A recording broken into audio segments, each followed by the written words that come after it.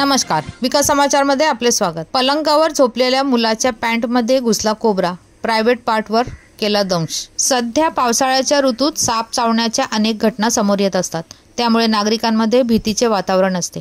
असाच एक प्रकार उत्तर प्रदेशातील देवासमध्येही घडल्याचे समोर आले आहे।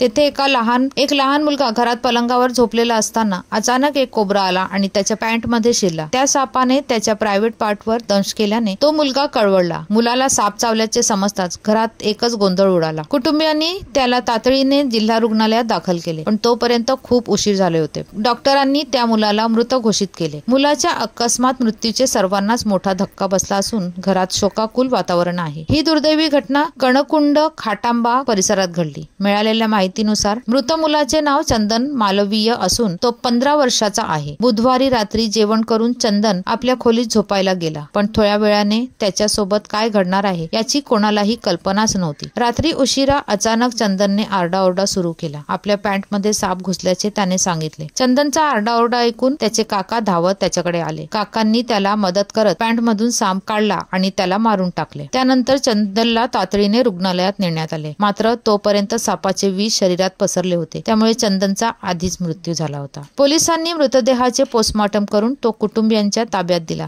त्यामुळे सर्व शोकाकुल आहेत। कुटुंबियांनी दिलेल्या माहितीनुसार त्याच्या वडिलांचे 1.5 वर्षापूर्वी निधन झाले, तर 4 महिन्यापूर्वी चंदनची आई मुलीसह घरातून निघून गेली होती। तेव्हापासून तो त्याच्या मोठ्या काकांकडे राहत होता। गावातील सरकारी शाळेत 9वीत शिकत होता। पोलीस या प्रकरणाचा तपास करत आहेत। चंदनला चावलेला साप खूपच विषारी होता, त्यामुळे साप चावल्यानंतर लगेचच त्याचा मृत्यू झाला। अर्थात कुटुंबियांनी तातडीने त्याला उपचारासाठी रुग्णालयात नेले, पण तेवढ्यात त्याच्या तोंडातून फेस येत होता। शरीर निळे पडले होते। त्याच्या प्रायव्हेट पार्टला साप चावला होता। त्याला रुग्णालयात आणण्यापूर्वीच त्याचा मृत्यू झाला होता, असे डॉक्टरांनी सांगितले। धन्यवाद। वसईहून मी शहनाज शेख, विकास समाचार। चॅनलला लाईक, शेअर, सबस्क्राईब जरूर करा।